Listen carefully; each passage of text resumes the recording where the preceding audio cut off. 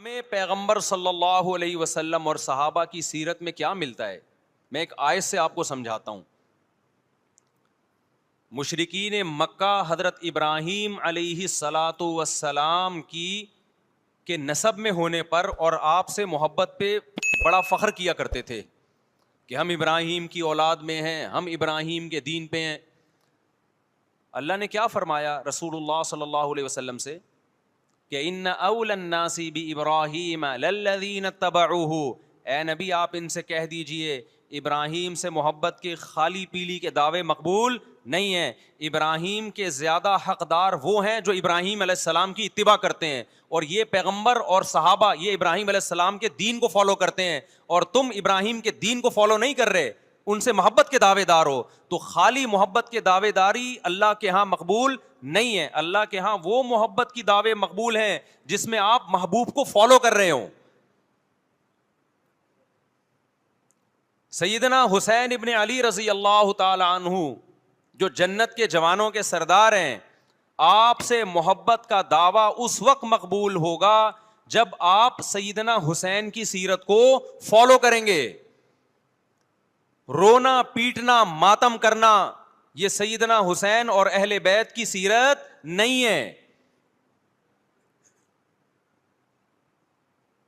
صبر کرنا, ظالم کے سامنے ڈٹ جانا, جان کے خوف سے اپنی پالیسیوں سے پیچھے نہ ہٹنا, یہ سیدنا حسین ابن علی رضی اللہ عنہ کی سیرت ہے جو آج ہمیں کہیں بھی نظر نہیں آتی.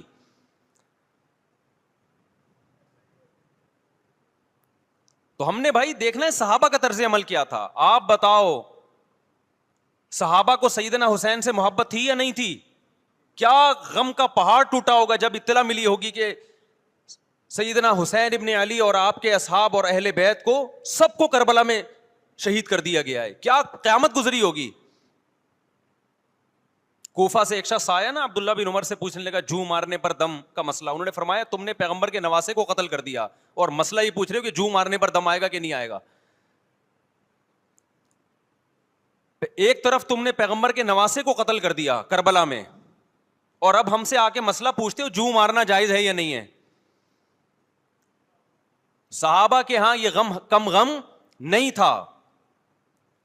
دیکھو حضرت معاویہ رضی اللہ تعالی عنہ کے ہاتھ پہ بھی حضرت حسین نے بیعت نہیں کی, لیکن بغاوت بھی نہیں کی. کیوں؟ بغاوت سے فتنے کا اندیشہ تھا.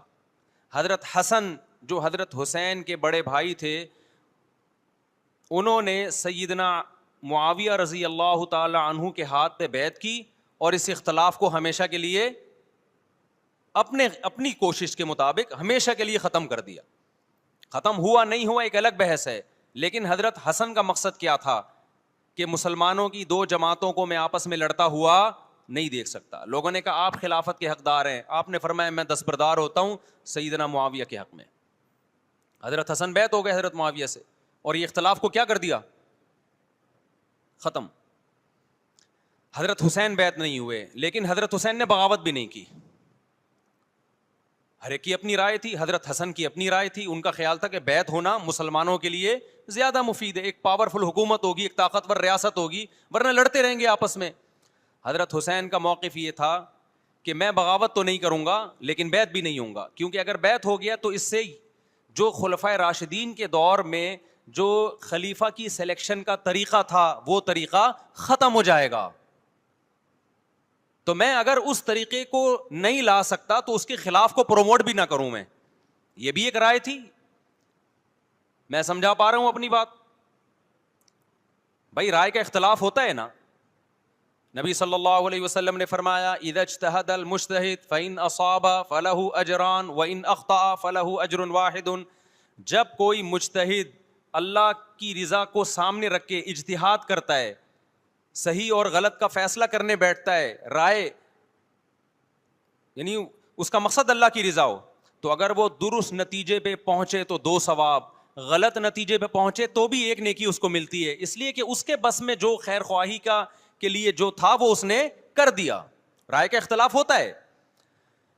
تو حضرت حسن رضی اللہ تعالیٰ عنہ بیعت ہوئے حضرت معاویہ کے ہاتھ پہ. سیدنا حسین نہ بیعت ہوئے اور نہ آپ نے بغاوت کی, خاموشی اختیار کی. حضرت معاویہ رضی اللہ تعالی عنہ نے سیدنا حسین کو تلوار کی زور سے بیعت پر مجبور نہیں کیا، بلکہ نواسہ رسول کا خیال کیا اور وصیت بھی کی لوگوں کو.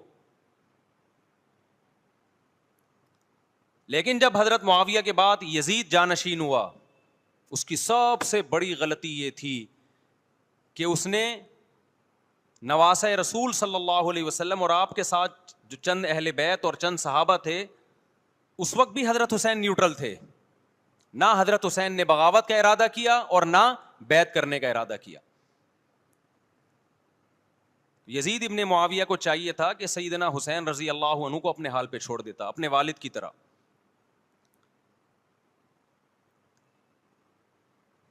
حضرت حسین رضی اللہ تعالیٰ عنہ کو جب کوفہ سے خطوط آئے، یہ میں وضاحت اس لیے کر رہا ہوں کہ حضرت حسین بغاوت کے لیے نہیں نکلے تھے، اس مسلمان حاکم کے خلاف بغاوت کے لیے نہیں نکلے تھے، کیونکہ رسول اللہ صلی اللہ علیہ وسلم کی بہت ساری صحیح حدیث ہے اس بارے میں کہ جو باغی ہے، جو ریاست کے خلاف بغاوت کرتا ہے، اس کو نبی صلی اللہ علیہ وسلم نے اس عمل کو پسند نہیں کیا.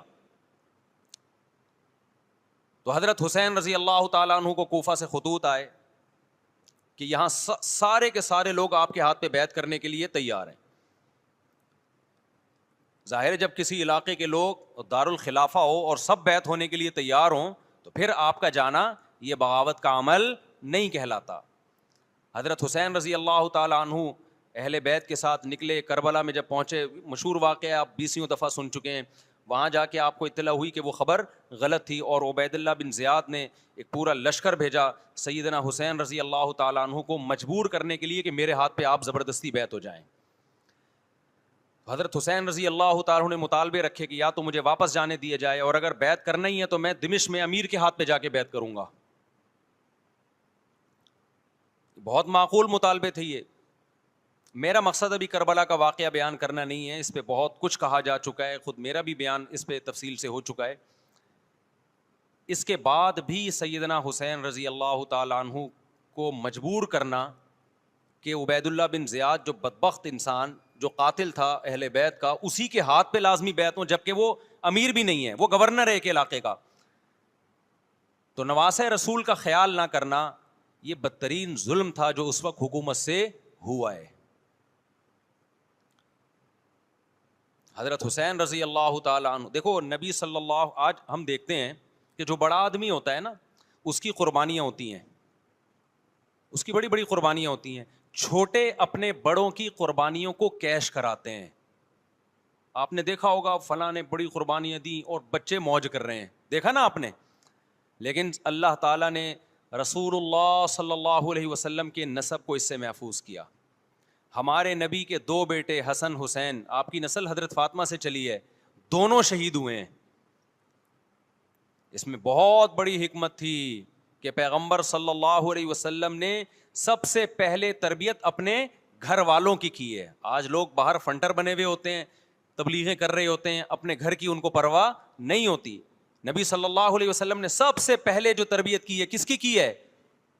حضرت حسن اور حسین کی ہے. تو جب کربلا میں آپ کو چاروں طرف سے گھیر لیا گیا اور آپ کو مجبور کیا گیا کہ آپ نے ابن زیاد کے ہاتھ پہ بیعت کرنا ہے، تو آپ نے اس ذلت کو گلے لگانے سے انکار کر دیا. آپ کو 100% یقین تھا کہ اتنے بڑے لشکر کے سامنے میں ٹھہر نہیں سکتا، اسباب کی دنیا میں فتح کی امید نہیں ہے. لیکن حضرت حسین رضی اللہ تعالی عنہ نے لڑنے کا فیصلہ کر کے اور شہادت کو قبول کرنے کا فیصلہ کر کے ابن زیاد اور اس زمانے کے حکمران جو اس قتل پہ راضی تھے، قیامت تک کے لیے ان پہ لعنت کے سلسلے کا دروازہ کھول دیا. بعض دفعہ اللہ بھی یہ چاہتے ہیں کہ بدبختوں کو ڈھیل ملے تاکہ ان کا جرم سنستدرجہم من حیث لا یعلمون. قرآن کہتے ہیں نا ہم ان کو ڈھیل دیں گے، ان کو برائی میں ہم آگے بڑھنے دیں گے، ایسے بڑھنے دیں گے کہ ان کو خود بھی پتہ نہیں چلے گا، تاکہ قیامت کے دن ان کا عذاب ان کو کئی گنا بڑھا کر دیا جائے. اب میرے بھائی ہمارے لیے کیا سبق ملتا ہے؟ جب یہ واقعہ ہوا عالم اسلام میں کوہرام مچ گیا. لیکن کیا اس واقعے کے بعد اہل بیت کی جو مقدس اور پاکیزہ عورتیں تھیں, کیا انہوں نے نوحہ کیا یا صبر کیا؟ آپ کا ضمیر کیا کہتا ہے, انہوں نے نوحے پڑے ہوں گے یا صبر کیا ہوگا؟ بولو بھائی. صبر کیا. عبداللہ بن عمر رضی اللہ تعالیٰ عنہ جو کوفہ والوں کو ملامت کیا کرتے تھے کہ تم جو مارنے کے مسئلے ہم سے پوچھتے ہو, تم نے حسین کا قتل کر دیا, تو یہ حضرت ابن عمر نے اسی لیے کہا نا کہ آپ کو اس کا غم ہوا تھا. تو ابن عمر کا عمل کیا تھا؟ کیا انہوں نے ماتم کیا؟ کیا انہوں نے چھروں سے اپنے آپ کو مارا؟ حضرت حسین کا قتل بھی ظالمانہ, اور اس سے پہلے سیدنا عثمان کا قتل بھی ظالمانہ. اگر نوحہ یا ماتم جائز ہے تو حضرت عثمان کی شہادت کے دن بھی جائز ہے, حضرت حسین کی شہادت کے دن بھی جائز ہے. اور اگر ناجائز ہے تو جیسے عثمان کی شہادت کے دن ناجائز, حسین کی شہادت کے دن بھی ناجائز ہے. سمجھ میں آ رہی ہے بات کہ نہیں آ رہی ہے؟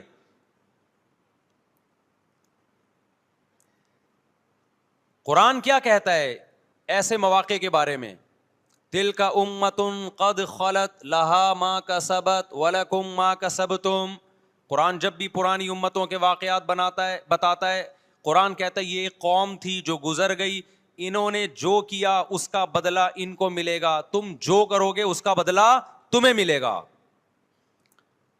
تو ہمیں اللہ نے اس واقعے میں بھی بتا دیا کہ سیدنا حسین کا واقعہ, کربلا کا واقعہ جب سنا کرو تو یہ سوچا کرو یہ قوم تھی جو گزر گئی, جس نے اچھا کیا, حسین ابن علی نے اچھا کیا, ان کو اس اچھائی کا بدلہ ملے گا. اور جو حضرت حسین کے قتل کے ہاتھوں, قتل کے حضرت سیدنا حسین کے مبارک خون سے جن کے ہاتھ آلودہ ہوئے, کیونکہ قتل کیا نا انہوں نے, تو لہا ما کسبت, ان کو اس ظلم کا بدلہ بھی ملے گا.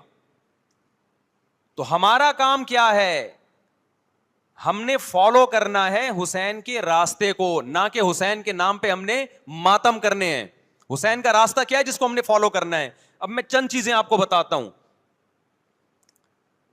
سب سے پہلا سبق جو ہمیں کربلا میں ملتا ہے کہ عزت اور دین, ایک طرف دنیا ہے. دیکھو اگر حضرت حسین رضی اللہ تعالیٰ عنہ ابن زیاد کے ہاتھ پہ جا کے بیعت ہو جاتے, آپ کیا سمجھتے ہو بے تحاشا مال و دولت حضرت حسین پہ خرچ نہیں کرتا کیا وہ؟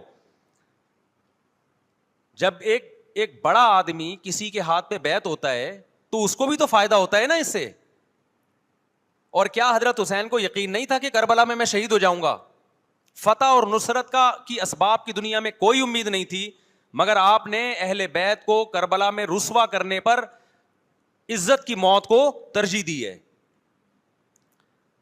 آج اگر آپ میں یہ ظرف ہے کہ آپ عزت کی موت کو ذلت کی زندگی پر ترجیح دیتے ہو تو پھر آپ حسینی ہو. نہیں آئی بات میرا خیال ہے سمجھ؟ سیدنا حسین کی سخاوت کے واقعات ہیں. سیدنا حسین باغی نہیں تھے رضی اللہ عنہ. پھر جو اہل بیت کا طرز عمل کیا تھا, محرم میں کیا کیا ہو رہا ہے میں آپ کو بتاتا ہوں. ان میں سے کوئی بھی عمل نہ ہمیں قرآن سے ملتا ہے نہ صحابہ سے ملتا ہے ہمیں. تو ما انا علیہ و اصحابی, جو جنتی فرقہ ہوگا اس کی جو علامتیں ہیں, تو جب آپ ان علامتوں کے خلاف چلو گے, صحابہ اور تابعین کو فالو نہیں کرو گے, تو آپ پھر اپنے آپ کو سنی کہنا چھوڑ دو. آپ بتاؤ مجھے اسلام میں کوئی مہینہ منحوس ہے؟ بولو نا, کوئی مہینہ منحوس ہے؟ تو آپ محرم کو منحوس کیوں کہتے ہو؟ لوگ مجھے کہتے ہیں مفتی صاحب فرقہ واریت پھیلا رہے ہیں. دیکھو فرقہ واریت جب پھیلا رہا ہوں جب میں کسی فرقے کے خلاف آپ کو کر رہا ہوں. میرے بیان شیعہ لوگ بھی سنتے ہیں, ملتے بھی ہیں. بہت دفعہ ایئرپورٹ پہ ملاقات ہوئی, بڑی عزت سے ملے, میں شیعہ ہوں لیکن آپ سے محبت کرتا ہوں. یہاں مسجد میں بھی آتے ہیں, میں نے کبھی کسی پہ طنز نہیں کیا. اس لیے میں بار بار کہتا ہوں جو شیعہ کا مذہب ہے اس کو کرنے دو. وہ سبیلے لگاتے ہیں, آپ ان کو مت چھیڑو, جا کے تنگ نہ کرو ان کو. وہ ماتم کرتے ہیں, آپ ان کو مت چھیڑو. وہ نوحے کرتے ہیں, وہ نوحے پڑھتے ہیں, آپ ان کو مت چھیڑو. لیکن آپ اپنی پوزیشن واضح کرو کہ آپ شیعہ ہو یا آپ سنی ہو. آپ تو ایک طرف ہو جاؤ نا. محرم میں اگر آپ مرثیے لگا کے گھوم رہے ہو گاڑیوں میں, اٹ مینز آپ سنی نہیں ہو. آپ نبی صلی اللہ علیہ وسلم کی حدیث ہے ہمارے پاس، ہم اہل سنت والجماعت ہیں، ہم سنت کو فالو کرتے ہیں. تو سنت کیا کہتی ہے؟ میتوں پہ گریبان چاک کرنا، میتوں پہ چیخ و پکار کر کے رونا. آپ نے فرمایا لیس منا، وہ ہم میں سے نہیں ہے. اور اس عمل پہ آپ صلی اللہ علیہ وسلم نے لعنت فرمائی ہے. لوگ کہتے ہیں حسین کی یاد میں رونا نبی کی سنت ہے. نبی صلی اللہ علیہ وسلم کو جب جبریل نے بتایا کہ حسین شہید ہوں گے، آپ روئے، اس لیے کہ اس وقت آپ کو یہ خبر ملی تھی. لیکن کیا ہر محرم میں آپ نے رونے کا پروگرام کیا ہے؟ یا صحابہ کو بیٹھ کے باقاعدہ رلایا ہے آپ نے؟ کیا ہو گیا بھائی؟ آپ کو بھی جب کربلا کا واقعہ کی خبر ملی، آپ کی آنکھوں میں آنسو آ جائے، یہ نیچرل ہے، یہ حسین سے محبت کی علامت. لیکن ہر محرم میں باقاعدہ بٹھا کے رونے کا پروگرام کرنا، یہ حسین سے محبت کی علامت نہیں ہے، بلکہ شریعت میں ناجائز ہے یہ غموں کو بڑھانا. یہ کہاں سے جائز ہو گیا؟ حضرت عثمان بھی تو شہید ہوئے تھے، نبی صلی اللہ علیہ وسلم کے داماد تھے. ان کی یاد میں آپ رونے کو سنت کیوں نہیں کہتے؟ ہماری نظر میں حسین کا قتل بھی بہت بڑا ظلم، اور سیدنا عثمان کا قتل بھی بہت بڑا ظلم تھا. دونوں مظلوم تھے، دونوں مظلوم شہید تھے. ہمیں دونوں کی شہادت پہ غم ہے، لیکن اب اس غم کو مناتے نہیں ہیں. اسلام میں غم منانا سنت نہیں ہے. دیکھو جعفر طیار رضی اللہ عنہ، نبی کے چچا زاد بھائی، اہل بیت، جب آپ صلی اللہ علیہ وسلم نے ان کو لڑائی کے لیے میدان جنگ میں بھیجا، رومیوں سے لڑائی تھی. حضرت جعفر طیار کی 4 بیویاں تھیں. جب نبی صلی اللہ علیہ وسلم مسجد نبی میں بیٹھے، آپ کو فرشتوں نے اطلاع دی کہ جعفر طیار شہید ہو گئے. آپ صلی اللہ علیہ وسلم کی آنکھوں سے آنسو. یہ آنسو اس وقت نکلے جب عین شہادت کی اطلاع ملی ہے. اس وقت آنسوؤں کا نکلنا محبت کی علامت ہے. آپ نے صحابی رسول کو بھیجا کہ جاؤ آپ کی زوجات کو، بیویوں کو جا کے خبر دو کہ جعفر طیار شہید ہو گئے. کیا قربانی تھی صحابہ کی! آپ دیکھو ایسے جوان تھے جعفر طیار، خوبصورت جوان. غزوہ بدر میں جب مشرکین مکہ نے یہ نعرہ لگایا کہ حل میں مبارز، 3 سردار آئے، انہوں نے کہا پہلے تمہارے اندر سے 3 بہادر آئیں ہم سے لڑیں. دیکھو عربوں میں یہ ہوتا تھا کہ جب جنگ کے لیے 2 فوجیں آمنے سامنے کھڑی ہوتی تھیں تو پہلے دونوں طرف کے بہادر ترین لوگوں کی لڑائیاں ہوتی تھیں کہ جب تک دونوں میں سے ایک قتل نہیں ہوگا لڑائی شروع نہیں ہوگی. تو آپ کو پتا ہے کہ اس میں بہادر ترین لوگ نکلیں گے نا، جو لڑنا جانتے ہوں. مشرکین مکہ کی طرف سے 3 یا 4 بڑے بڑے سردار آئے لڑائی سے پہلے، بدر میں لڑائی سے پہلے. انہوں نے نعرہ لگایا حل میں مبارز، کوئی ہے تم میں جو پہلے ہم سے لڑے. یعنی ادھر سے ہم 3 ہیں تو ادھر سے بھی کتنے چاہیے؟ 3 بندے. ادھر سے انصار صحابہ آئے. مشرکین مکہ نے کہا لیسو بی اکفائنا، یہ ہمارے جوڑ کے نہیں ہیں، قریشی ہاشمی چاہیے ہمیں، ہمارے نسب کے لوگ ہونے چاہیے. تو ادھر سے نبی صلی اللہ علیہ وسلم نے حضرت علی کو بھیجا اور حضرت جعفر طیار کو بھیجا. جن صحابہ کو بھیجا ان میں حضرت جعفر طیار بھی تھے. حضرت جعفر طیار رضی اللہ تعالی عنہ اور سیدنا علی مقابلے میں غالب آ گئے. خوبصورت صحابی. نجاشی کے سامنے آپ نے تقریر کی ہے، ہجرت کی ہے نا جب حبشہ کی طرف، تو نجاشی نے پوچھا جعفر طیار سے کہ تمہارے پیغمبر جو کلام لے کر آئے ہیں وہ سناؤ. حضرت جعفر طیار رضی اللہ تعالیٰ عنہ نے سورہ مریم پڑھنا شروع کر دی. کاف ہا یا عین صاد ذکر رحمت ربک عبدہ زکریا اذ نادى ربه نداء خفیا قال رب انی وهن العظم منی واشتعل الرأس شیبا ولم اکن بدعائک رب شقیا وانی خفت الموالی من ورائي وكانت امرأتی عاقرا فهب لي من لدنک ولیا. ایسی حضرت مریم اور عیسیٰ ابن مریم کی سیرت کو سورہ مریم میں بیان کیا حضرت جعفر طیار نے کہ نجاشی روتے روتے اس کی داڑھی تر، اور جتنے پادری بیٹھے تھے سب کی داڑیاں تر ہو گئی روتے روتے. تو یہ تقریر جو نجاشی کے اسلام کا سبب بنے، بادشاہ کو مسلمان کرنے والے کون تھے؟ حضرت جعفر طیار. اور آپ کے چھوٹے چھوٹے بچے، 4 جوان بیویاں ہوں، چھوٹے چھوٹے بچے ہوں، اور ایسے میں میدان جنگ میں لڑتے ہوئے شہید ہو جائیں. تو پیغمبر اور صحابہ پہ کیا قیامت ٹوٹی ہوگی. لیکن ہمارے نبی صلی اللہ علیہ وسلم کی آنکھوں میں سے کیا تھے؟ صرف آنسو موتی کی طرح ٹپک رہے تھے. اور آپ صحابہ کو اطلاع دے رہے تھے کہ جعفر طیار شہید ہو گئے اور جاؤ ان کے گھر والوں کو بتا کے آ جاؤ. کتنی بڑی قربانی ہے یا نہیں ہے؟ جب خبر دینے والا آپ کی ازواج کو بتا کے آیا کہ جعفر طیار شہید ہو گئے, تو آپ کے گھروں سے خواتین کے رونے کی آوازیں آئیں. آپ صلی اللہ علیہ وسلم نے فرمایا ان سے بولو کہ اپنی آواز کو پست کرو.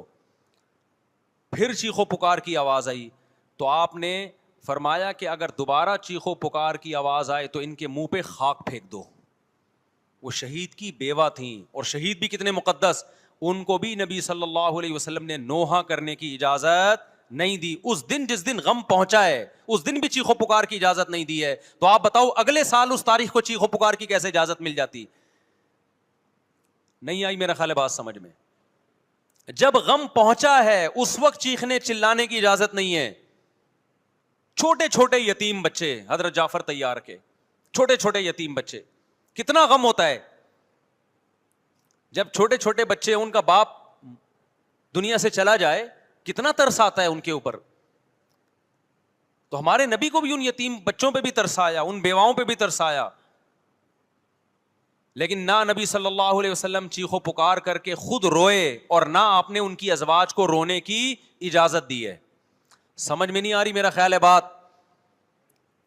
میرا مقصد شیعوں پہ طنز کرنا نہیں ہے, ان کا جو مذہب ہے ان کو اس پہ چلنے دو. میرا مقصد ہے آپ اپنی پوزیشن واضح کرو کہ آپ ادھر ہو یا ادھر ہو.